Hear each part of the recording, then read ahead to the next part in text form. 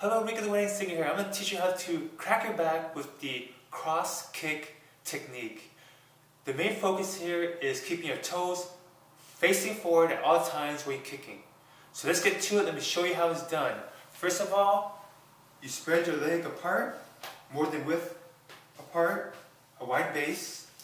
And then if you're going to kick on this leg, you need to counterbalance it with your hand going like this.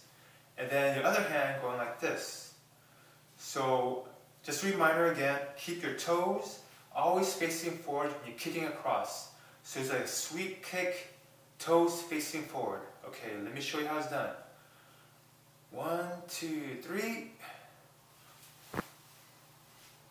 Same for the other side. 1, 2, 3.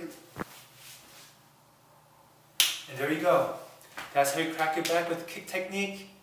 Please consult your doctor, physician, or physical therapist. I'm just a wedding singer. Peace out.